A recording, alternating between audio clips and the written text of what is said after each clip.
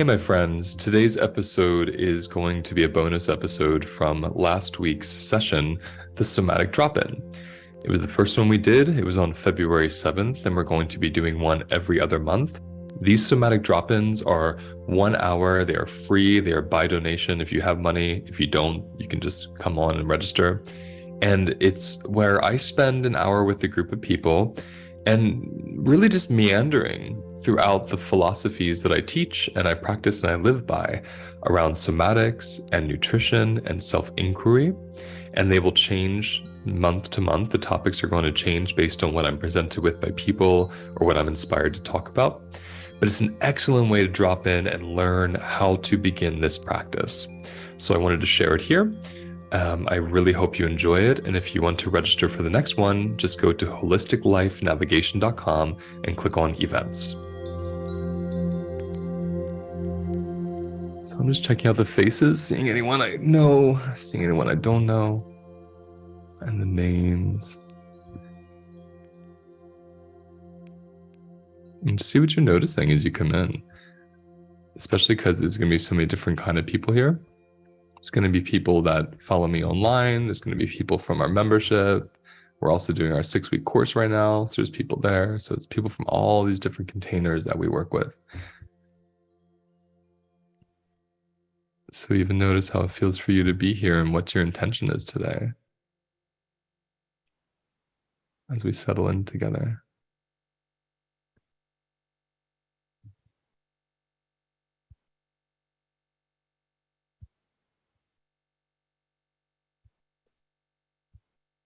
And just notice, even when I say settle in, like see how it feels to just slowly notice as I sit down, as I breathe, as I arrive here, what's inside of my body. Settle in doesn't mean settle down and relax. It just means what's inside, what's in me that I might not have felt today yet because I haven't had a moment to pause. I haven't been invited to feel yet. So what does it feel like in there? And I see some people touching themselves. I see some people stretching, yawning. Like, what do these places inside want? What kind of response are they looking for?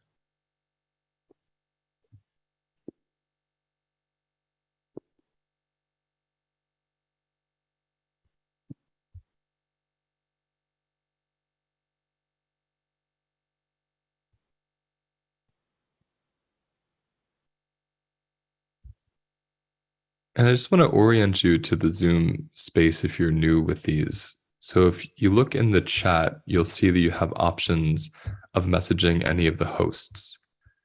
So you can write to Marika, or you can write to Evan in this case. I don't think Camille is going to be active today, and I don't read it when I'm teaching, so I'm not going to see anything. But if you need anything, you're questioning anything, ask Evan or Marika. And we'll have a moment of doing, we'll have a raise hands moment where people can say what they're feeling or questions they have or what's coming up at a certain point. But for now, just really notice what brought you here. What's the piece inside of you or the thing that you're wanting to get, you're curious about. And if you'd like to write that to Marika, she'll share it anonymously. She'll just share a couple intentions so I can get a sense of what are people coming here with, wondering about. Where are you in your journey of being with your body? And then we'll get into doing some practices and some philosophies together. Feeling safety in my body. I miss class from the fall, which I love. Climate grief, connection with self and community, to be more alive in my body, connecting with the heaviness in my throat. I want to be with like-minded people, talking about things I care about, honoring my nervous system, how it is today, right now, being in community. Wanting to get more in touch with the subtle activations in my body. I'm here to practice, learn, and grow in a relational environment. Learning to identify somatic feelings before they feel unmanageable. the earthquake in Turkey. Someone's in the middle of their workday and finding the body when the mind gets away. Perfect. Thank you. And there'll be more, I'm sure, but we're going to pause there. And so even letting us just kind of feel into what we heard, just get shared. You know, what things there resonated for you. Maybe it was yours that you shared that we heard. And I think the first piece I love to sit with is just noticing what it's like to be in community, even though it's virtual. Like to look at these other faces from all around the world and just noticing what it's like that we're all here just to take a pause and be with our bodies and see how they're doing and learn how to communicate with these bodies. And just see where you feel that. What part of your body resonates with being here with so many other people? And it could be an activating resonance. It could really heighten you. Or it could be a resonance that softens parts of you. Just see how your body responds to that piece.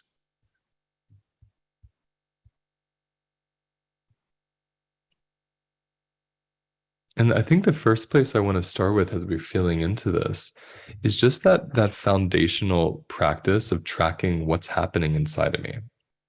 So those three properties, those three sensational characteristics I like to play with: constriction, expansion, and numbness.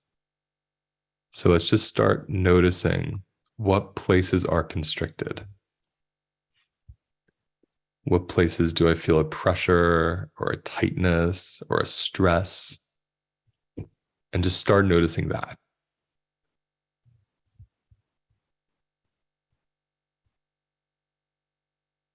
And the most important thing with this part is not to do anything about it.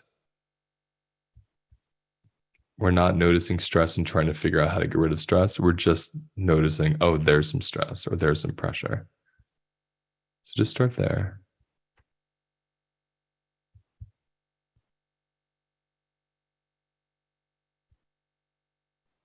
And pick one place, even if there's three or four, pick one place that has pressure and see what it's like just to put your hand over it. Or send your breath to it or lay it onto a pillow if you can't touch it.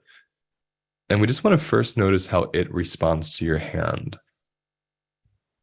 And this is really the first very, I think, primary piece of my work. How does this sensation inside of me relate to me touching into it? Right? So instead of this idea of like, I have to get rid of this thing, this sensation, it's a being that lives in me. I didn't create it. It came through. How does it respond to me when I touch into it? And just really notice that. It's pretty cool and very subtle, but deep. And sometimes it responds with more activation. It gets bigger. Other times it starts to soften. Sometimes it will move. It will stay the same, but it'll go to a different part of the body. There's no right response. We're just seeing, what does it do?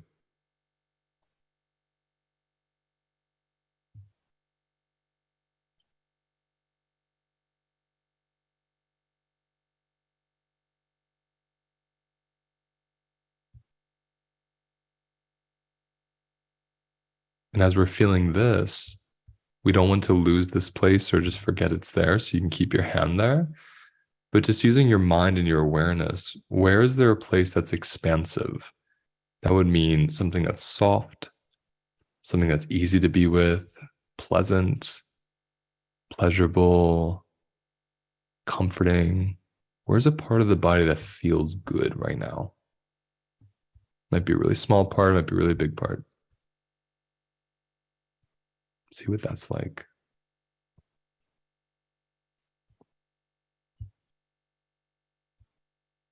Notice we're just starting to weave this like tapestry, this mosaic of the body. We're finding these parts that are constricted. We're feeling how they respond to our awareness and our support of them. And then we're finding a place that's the opposite, a place that's open, a place that's easy to be with, easy to breathe into. Just to gain more of a sense of our bodies. because our bodies tend to, or our minds tend to really focus on the activated parts, the difficult parts. So we lose these other parts, but they can both be existing at once. So noticing that.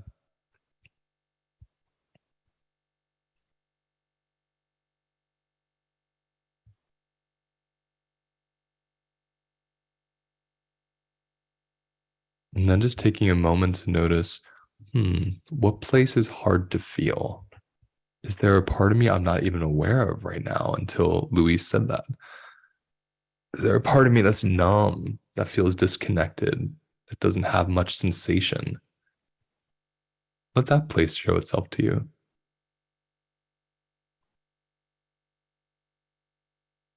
Any place that feels disconnected or numb or difficult to sense into is a place that's holding a lot of overwhelm.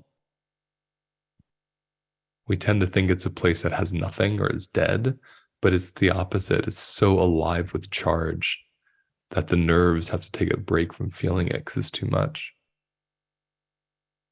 So just notice if that exists in your body. It may not, but just taking a moment with that.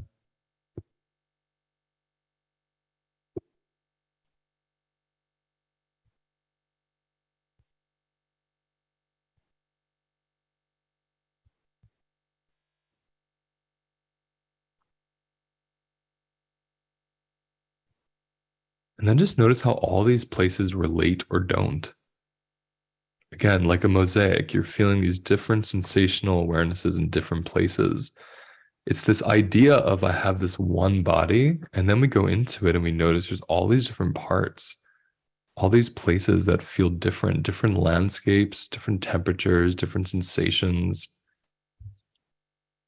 And oftentimes, just one of these places are driving us. Like a tension in my stomach might drive me to binge eat or watch something or feel panic.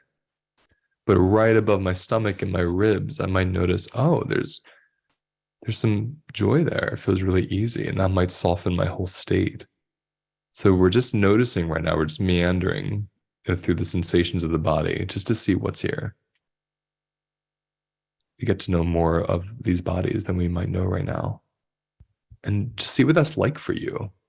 Try opening your eyes if they're closed and taking in the room after sensing through the body. And like, what's it like to look at the room right now? What's it like to move your head? What's it like to stretch your arms? Like, how do you connect to the space you're in right now differently than you did when you first came in? After getting some sensational awareness.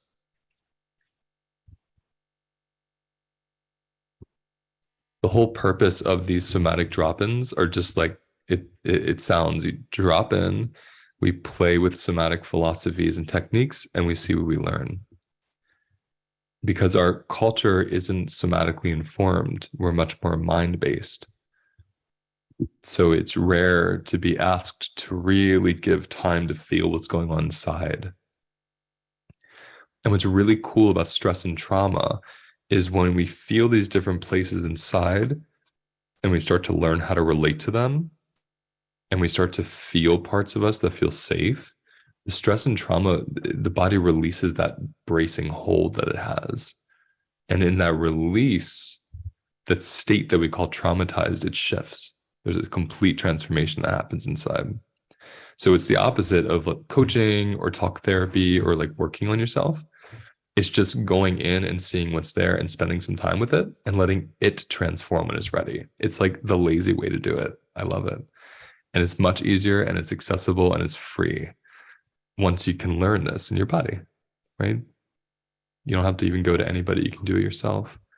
And that's not to say it's bad to go to people and get help. It's great. I get help a lot, but it's really nice to know you can do it with yourself if you don't have somebody, right?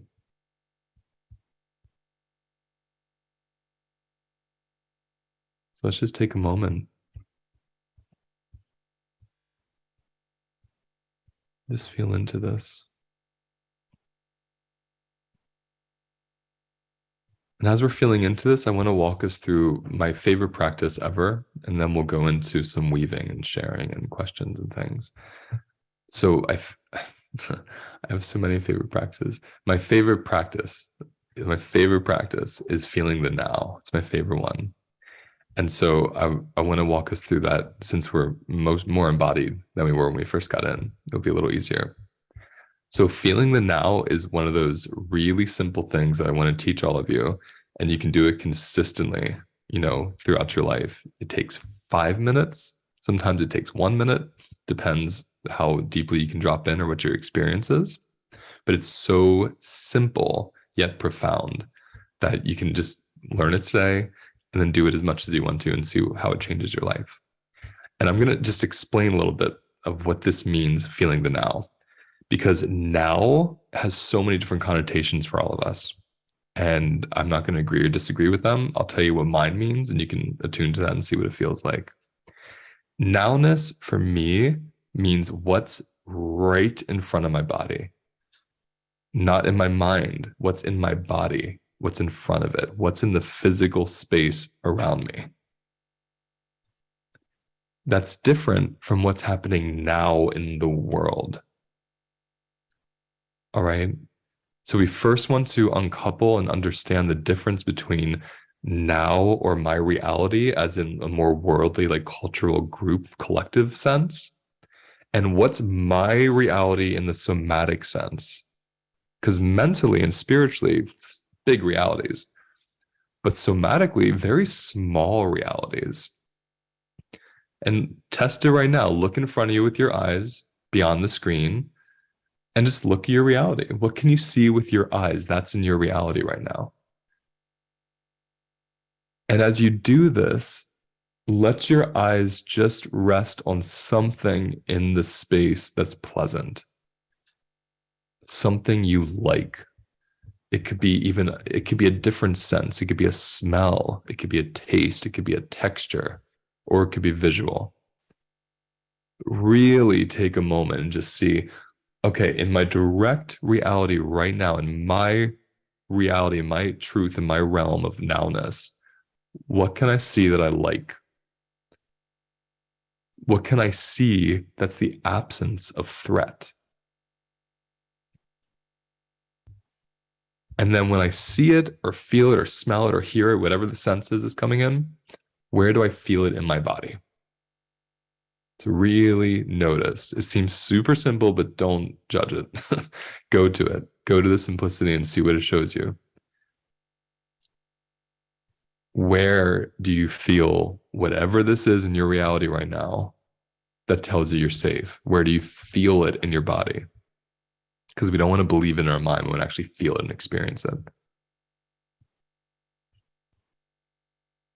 And when you find that, please send some descriptions to Marika. I think it'll be great for those who are having a hard time to hear some examples.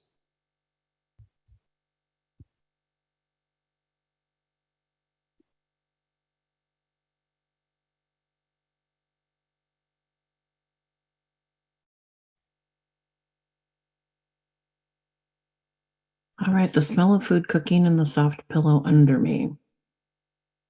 Expansion in my heart. My cat is sleeping in the sun and it made me giggle with delight. Lower middle spine. Opening in my stomach and heart. My feet feel grounded. My eyes soften. I see my cat's little face and feel warmth in my belly, tingling in my cheeks. I feel my rib cage opening. A low hum and vibration in my lower stomach. I was looking at the tree and at first did not understand Luis, but then right after a flood of rush to my feet. Looking at my doggy, feeling a little sensation in my feet and pelvis, the top of my chest and inner arms.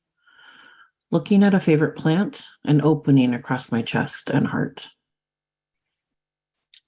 I feel it in my heart, the expansiveness. Feeling warm. The dried herbs on the counter has me sighing relief. Ooh, let's do one more. The beauty of a painting that our host carefully selected, a sense of expansion from the back of my head. Thank you, Marika. So let's just notice this theme of expansion, of softening, of opening. This is so profound and important to understand as we get this lens of trauma healing, this somatic lens, and we want to learn what this means. When my body is traumatized and or I'm in chronic stress, I'm in a physiology of constant bracing because the body literally braces for impact of what's the next thing to come. And when we're traumatized, what that means is the original traumatic event is reverberating in our body. It's like an explosion in the past, and the echo is ringing through your bones. That's what trauma is on a somatic level. Traumatized, I should say. PTSD, anxiety, flashbacks, insomnia, stress, fatigue, even chronic fatigue and autoimmune responses, these all come out of this state. Because this bracing is an adrenalized biology, hyperadrenalized, which means hypervigilance, which means high blood pressure, which means constriction and pressure. So it changes your biology.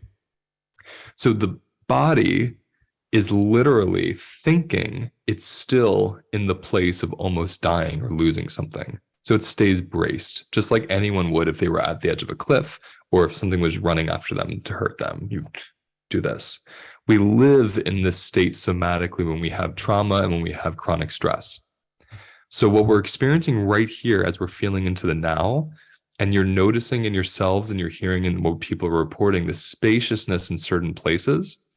When the spaciousness occurs, that's a literal part of your body that's waking up to its survival. It's a part that's actually releasing from this idea that it has to stay braced. And as it releases that idea, even if it's a minute, doesn't have to be the rest of your life, even if it's just for this 1 minute together when we're doing it, in that minute, that part of your body is no longer traumatized. It's not bracing. It's not experiencing an elevated heart rate, heartbeat. The blood pressure starts to settle. Your actual biology transforms. Your hormones transform. Your liver, everything starts to change because the body is attuning to the now. It's attuning to its survival. This is how we get traumatized in the first place. Something traumatic happens, or many things that are traumatic happen. And the body never gets a moment to kind of pause and say, oh, it's over. Just doesn't get the moment to do that for a lot of reasons. Usually developmental reasons, meaning all throughout childhood development, there's some new trauma or stress. So you didn't get a moment to settle and feel held or safe. But there's others. There's socialized, there's conditioning, there's not wanting to move your body when you want to have an expression. There's a lot of reasons this could happen, right? But to really comprehend, not even comprehend, but to feel, to experience that softening, that's the counter physiology of the bracing. Softening teaches us what parts of our bodies are no longer expecting or remembering threat. And if you're able to practice that a couple minutes a day, that's really big deal. Because before I knew this work, before I knew it existed, I had so much anxiety in my body that I couldn't even breathe. I'd have to go to the hospital. I couldn't sleep. I was sick all the time because my body was unable to orient to the actual reality of right now I'm survived. Right now I'm safe. And this doesn't bypass the future of possible danger, ever. There could be. And until the danger occurs, where am I now? And is my body able to feel that moment right now without danger? If you all look around again, in the room you're in the environment you're in, you can see with your eyes, I'm safe right now. You can see that, right? Like, I'm not making that up. Really take a look. You might see something that stresses you out, like clothing that needs to be put away. You might see a stack of bills and like, I don't have the money right now. So you might get triggered. You might have stress. You might have irritation, annoyance. That's different than threat. And when you have active trauma in your body, a body that is threatened all the time can't tell the difference between I'm annoyed and I'm threatened. I'm stressed and I'm threatened. I'm overwhelmed and I'm threatened. It just doesn't know the difference. So everything feels like a threat. So what does it do? It stays braced and constricted all the time because everything feels like threat because you're always at that threshold, right? So as you look around again, you can just notice how much of my body can feel this moment right here where I'm okay. And it's not about changing it. It's not about saying it should all feel it. It's just really getting to know your body. Oh, my chest feels it. My legs will not. Oh, my stomach softens and my jaw stays tight. We want to respect these parts of us because they have memories that we might not even have consciously of why they don't yet trust defenselessness. Because when you soften, you drop your defenses. That's a very vulnerable, open way to live. And a body that's been traumatized doesn't really trust that. And that makes sense, doesn't it? When you think about it. So let's just feel into this for a moment. Just see what we're noticing, what we're feeling.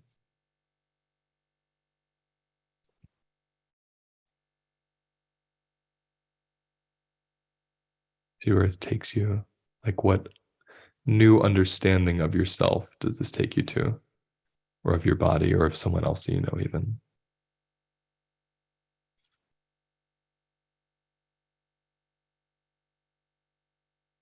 And what I'm thinking of right now is let's just open up 10, 15 minutes of some sharing. And I just want to remind everybody this is recorded and it will be redistributed to other people. Okay. So if you don't want this to be seen anywhere, don't raise your hand. If you're okay being seen, raise your hand. And you can always write to Marika and she'll answer it the best she can. And if she can't answer it, she'll save it for me to answer if it feels like a good one to ask publicly. So if you click on reactions and you click the raise hand button, we can spend 10 or 15 minutes just kind of getting some collective wisdom. Like, what are you noticing? What are you feeling? What are your curiosities? And from there, we can do some more weaving together. Elena, please come off mute.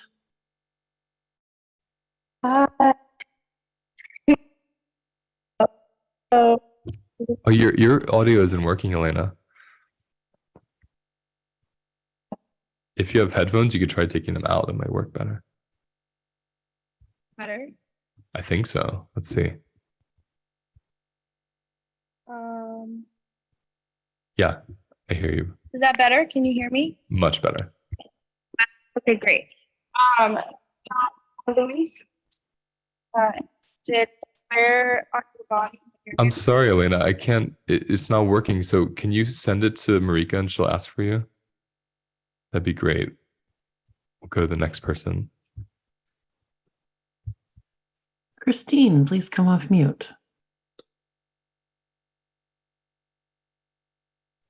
Hi.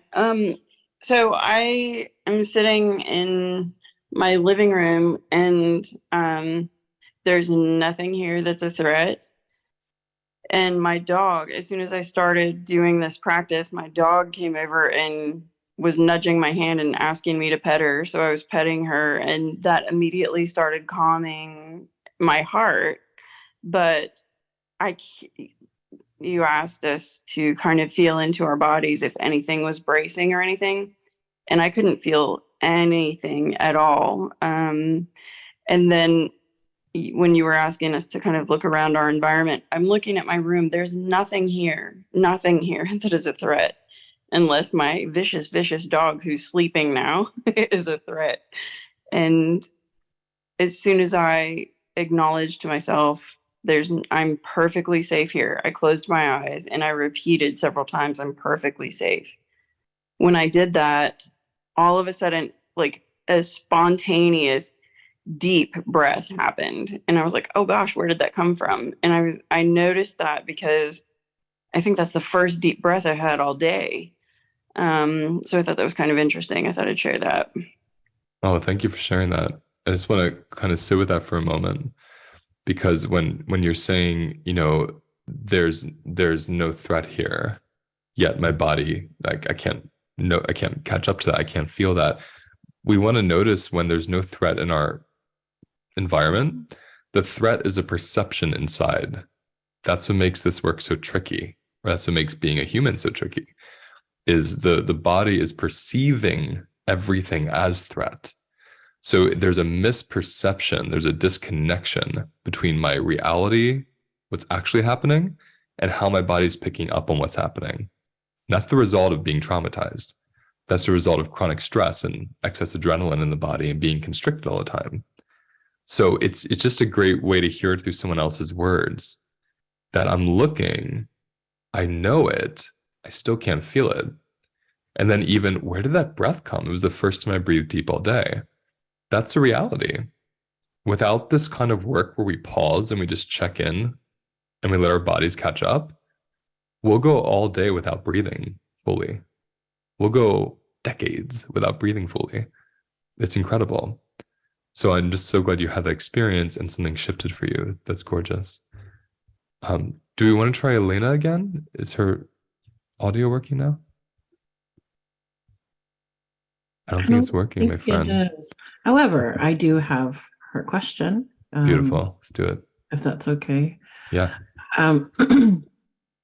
She said, when Louise prompted to find an area where it feels numb, it hit me so hard. Tears flushed my eyes and it felt so intense. What do you suggest to do when that happens?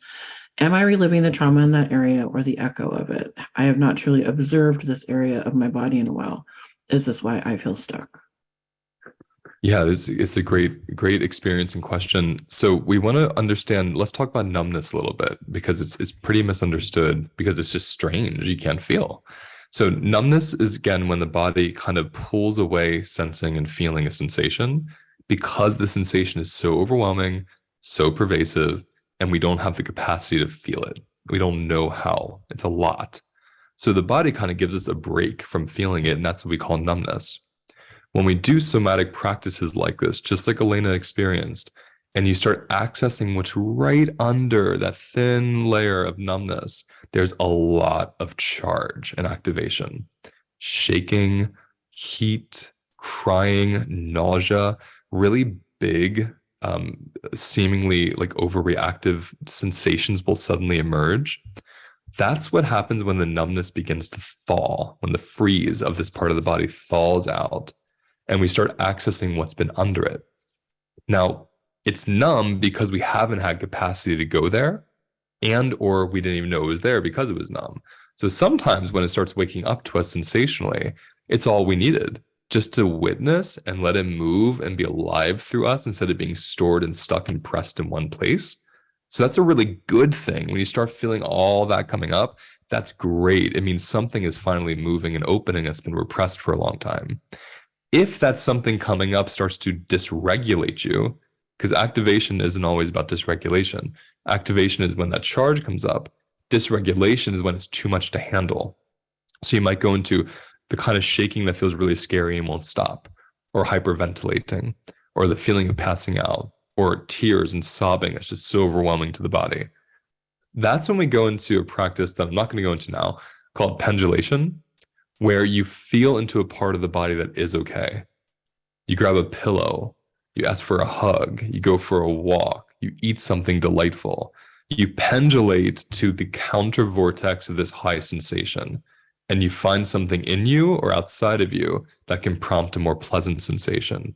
And this will bring some capacity and resourcing to the body so you don't get activated and dysregulated when you're working with your states of numbness. So it's actually a good thing that that happened. It just comes down to, do I have the capacity for it right now? And the good news with the body is, if you don't have the capacity, you didn't lose your chance. It's always there waiting. You can just come back to it another time.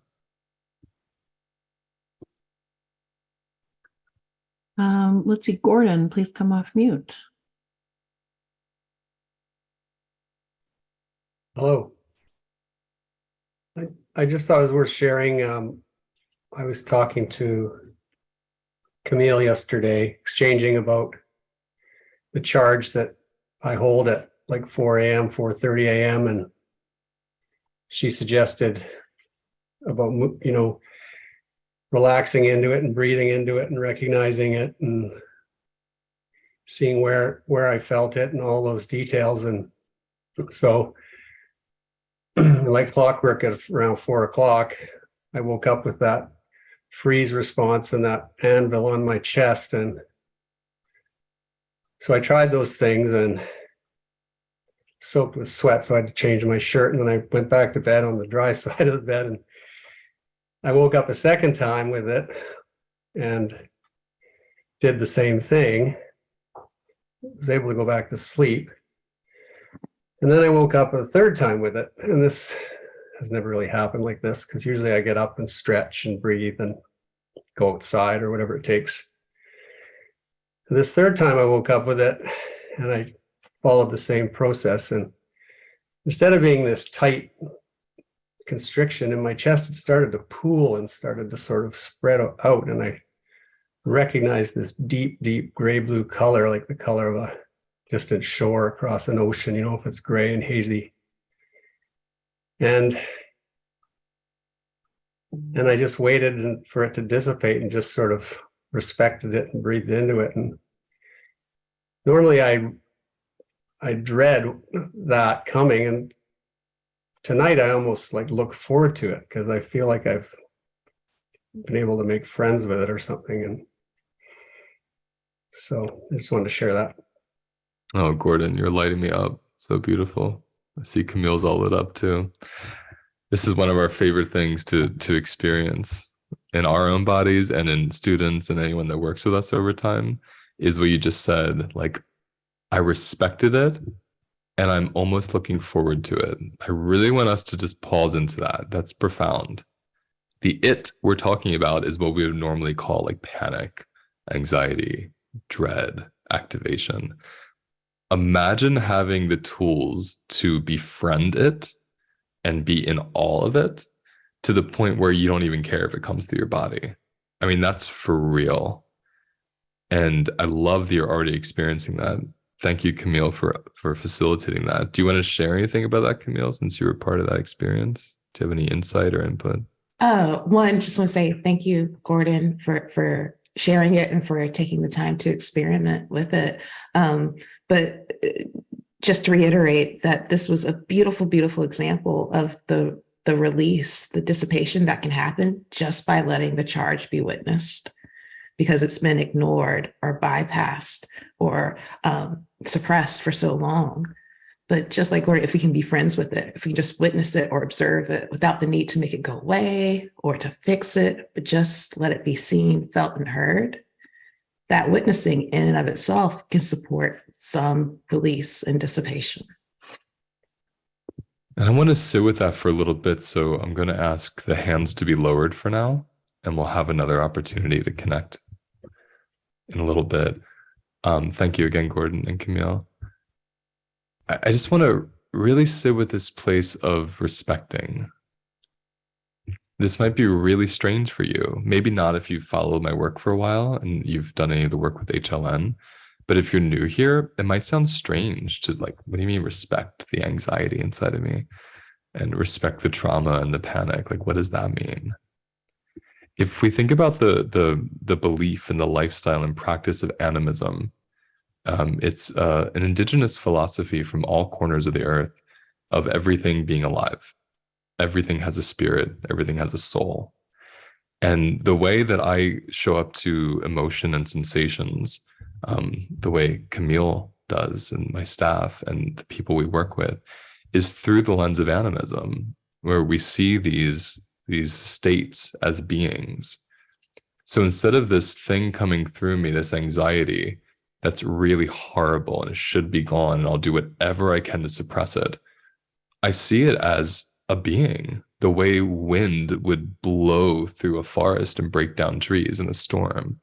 It's a hand of nature moving through my body. And when we can see it in that way, whether it's metaphorical and it helps you, or you actually believe it like I do, when you can witness it in that way, you don't see it as this horrible thing being done to you anymore. You don't. You just see it as it's an integral part of your experience as a natural being on this planet. It's not because you're broken. It's not because you're bad. It's because that's actually part of being alive, is to feel that electricity. And if someone did something abusive to me or painful to me in my past or in my future, if it's going to happen, that jolt of electricity that comes through me, that's a really healthy response to something terrible. That should be there. And if we can carve out little rooms in our minds and hearts and cultures and homes and families and friendships to give space when that electricity comes through, we're not spending all of our time trying to push it away. We're not spending our money. We're not going into addictions. We're not needing things to take us from ourselves. We actually delight in ourselves unconditionally, not just when we feel good or look good, but all the time. And Gordon's experiencing that, which is gorgeous, through these practices. Not because the practice is amazing, it's because the body is amazing. And the practice just brings you to your body. And it teaches you over time that your mind becomes this conscious friend to the body, right? It's not against the body. It's not separate. They're working with each other. They're relating with each other. And so when you wake up with panic, or your chest is tight, or you have nausea, or you start fawning, or you go into a freeze response, or you start binge eating, whatever it is that your body does to manage, you consciously witness yourself doing it with a kind of curiosity. And then you embody yourself doing that. And through the witnessing and the embodiment, it's hard to continue doing something that would hurt you. Number one. And then number two, once you get through that, it's not scary to feel anymore because you have these ways to be with sensation. So let's just imagine for a moment, or notice what it would be like to have sensation in our body without meaning. So a jolt of pressure comes through my chest.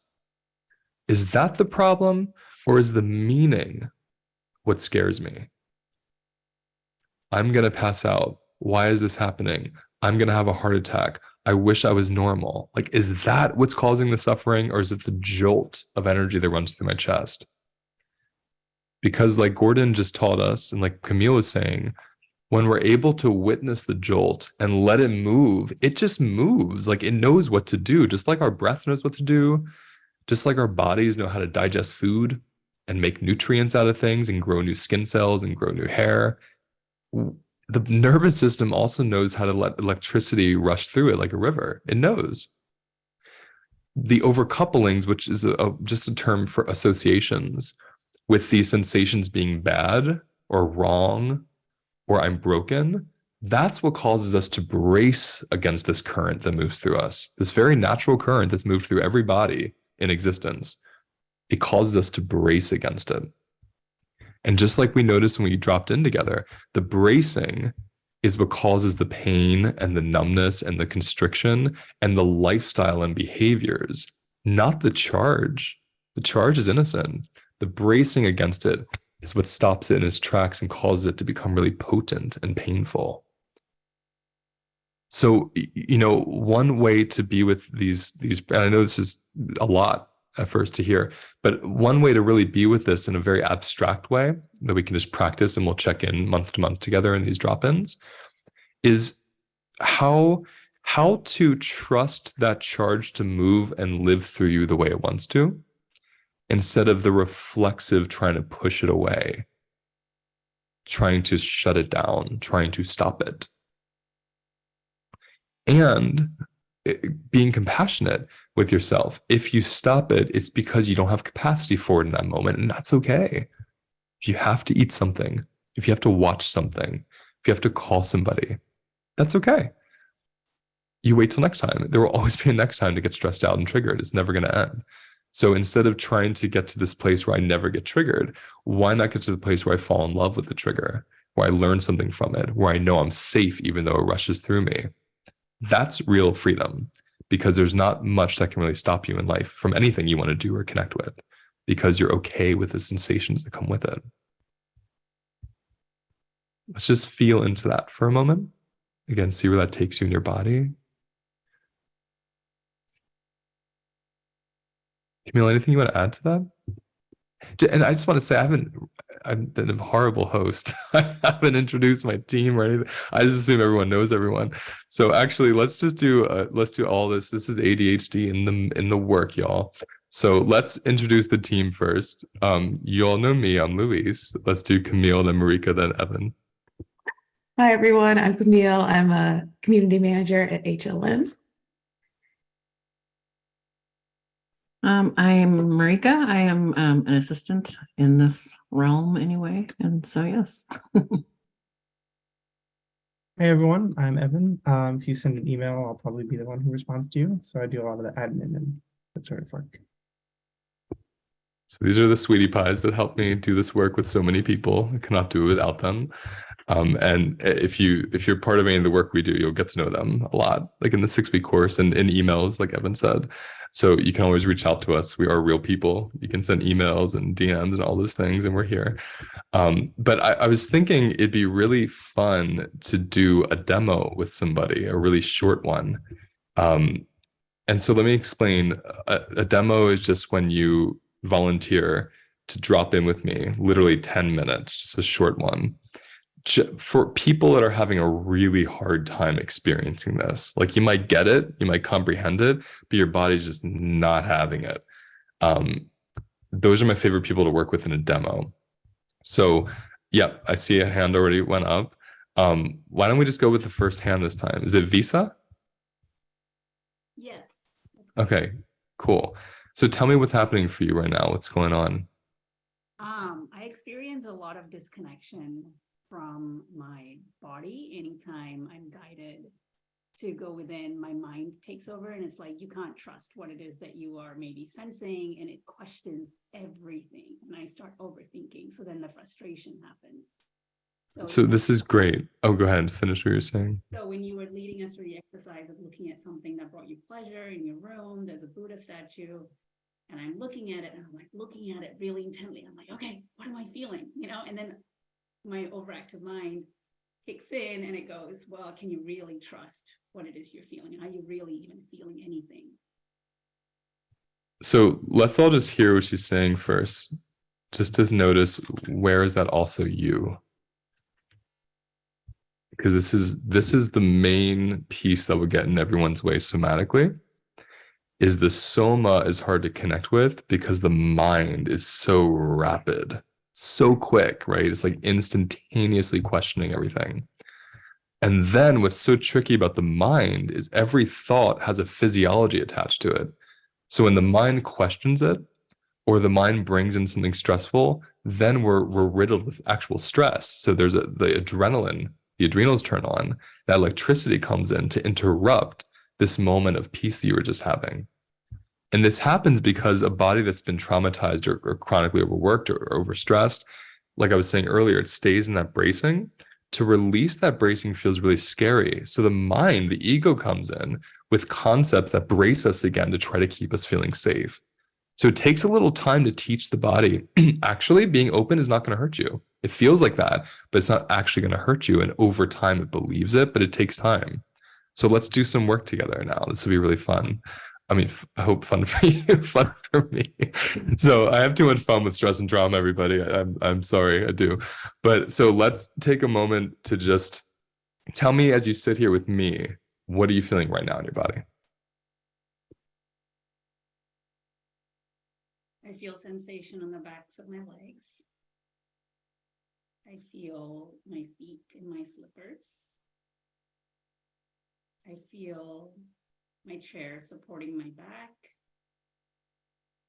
and my bottom.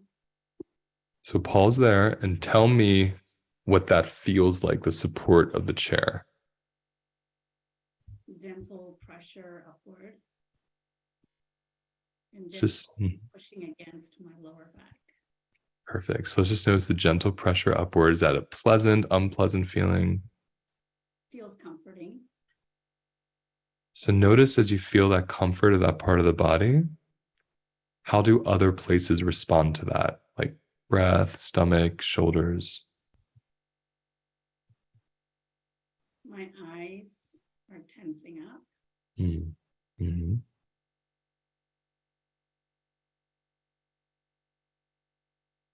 What's happening with the jaw?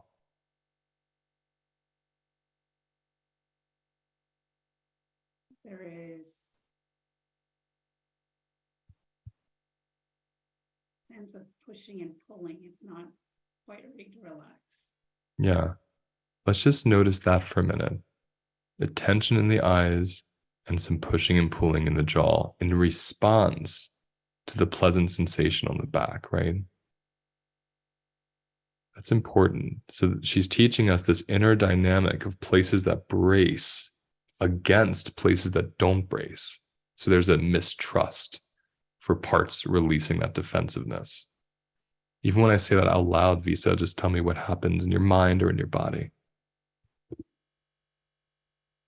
So there's pulsing that does not feel comforting in my eyes. It's like it's activated once I observed it.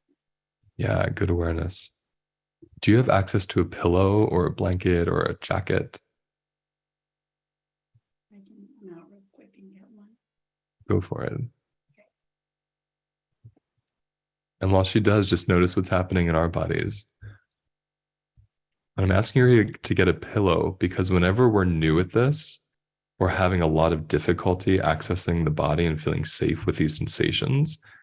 Pillows are the most magical creatures I have met. They just do something that nothing else does.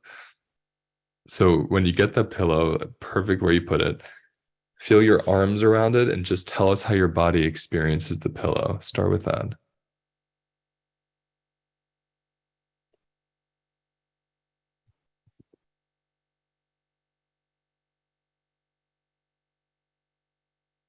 My breath becomes lower.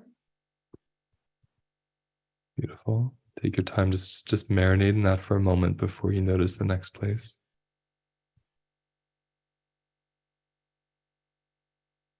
It feels good against my chest and my stomach. And what does good feel like? Tell us what happens internally. Is there, you tell us, I won't give you anything.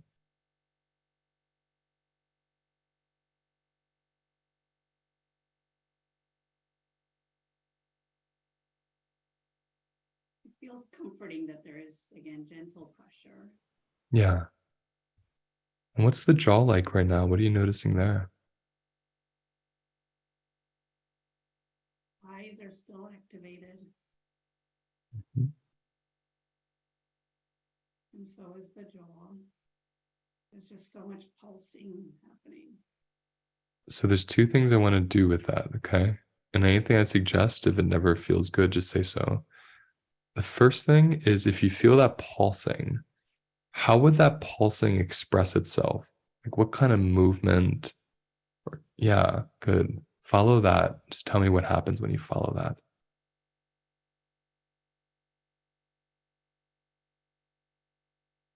And then relax it for a moment to see what's there. Same, different, more or less. It's less. Beautiful. So take a moment just to feel that. Now, Visa's teaching us here that whenever there's activation somewhere in the body, that's a place that wants to move and express. And the reason we tend to go into panic is because we don't know that. We freeze against it and we clench like she was doing instead. And then it builds because it's just trying to move through us.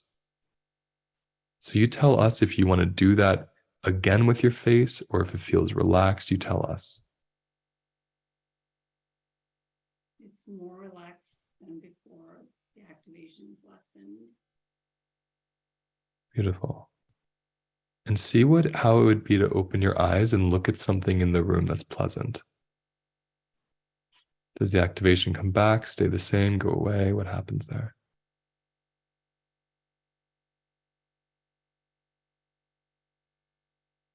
It stays the same. In fact, it's a little less.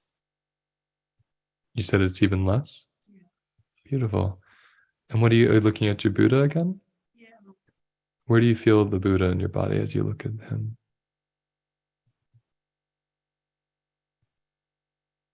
My comforting place is always the back of my legs. Nice. Feels Sorry, say it again. feels grounding. Feels grounding, yeah. So notice the grounding and really let that grounding kind of play with the pillow. So instead of before where it was grounding or you couldn't really feel the groundedness, let the pillow be like an anchor to help you feel that even more. And tell me what that's like.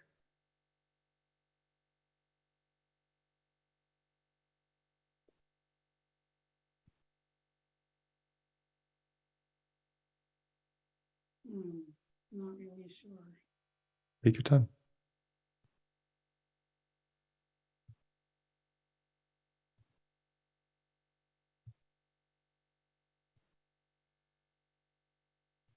My stomach softens. Mhm. My breath So- is deeper. Yeah, you just take a nice breath.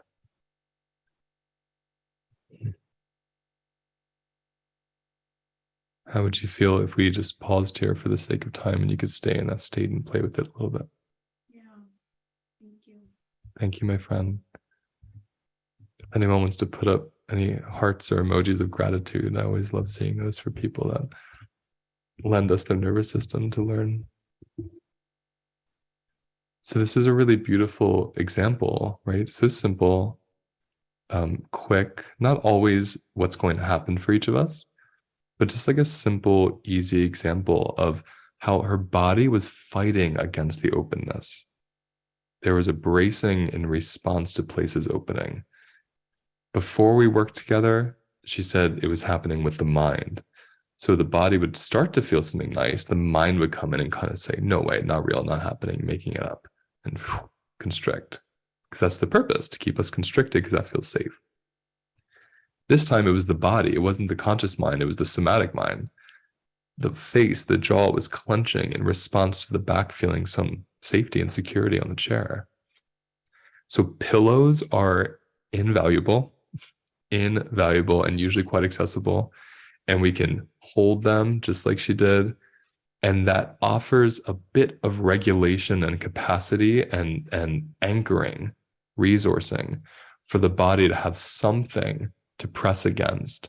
So when charge comes up, it moves a little more freely through the body. And or we have a way of being with it now because the pillow gives us that grounding, that center. It's a beautiful co-regulator, right? And then what she taught us with the pillow was it gave her more resourcing to be with this face tension. And then the activation was the big teacher. Activation always wants you to move with it. Whether it means witnessing it, right? Like we heard earlier, where you see it swirl through you and you kind of let it do its thing and change form, or noticing how it actually wants to move your body. So her scrunching of the face was how it wanted to move her body. She doesn't have to know why. That's the brilliance of somatic work. You don't have to know why your body wants to do that, what memory it's connected to. You need nothing but just to follow the impulse that comes from inside, that intelligence that awakens. And then something shifts, like we just saw. So we're going to close in a few minutes. So let's just take a moment again to feel where we are. Notice what's coming up. Anything, Camille or Marika, you want to add to this experience today? Feel free to. Yes, I'm actually going to, this meeting is free, but we are actually accepting donations if you want to support Luis in this work. So I'm just going to add that link in the chat if anybody is interested. And I was just going to say thank you all for joining. It's been a pleasure to witness you all who've shared and done some work. And the other thing here that I'll just add about witnessing a charge without the need to observe it, and we saw this with Visa, is that you begin to disidentify with a sensation. I am not my sensation, whether it's quote unquote a good or bad sensation. I can just notice it and see what it may want to do. And it also gives us the opportunity to notice multiple sensations in our body. I can notice the areas of constriction, and I can notice the areas of expansion that can exist at the same time. Thank you for that, Camille. So next month, we'll be doing the addiction circle. And then the following, we'll be doing the somatic drop-in. So every other month, we're going to have one of these free /by donation events. So you can join the newsletter, or on Instagram, you'll get that information. So as a reminder, but thank you all so much for being here. It's been really beautiful. Feel free to unmute and say goodbye if you want, and we'll see you next time.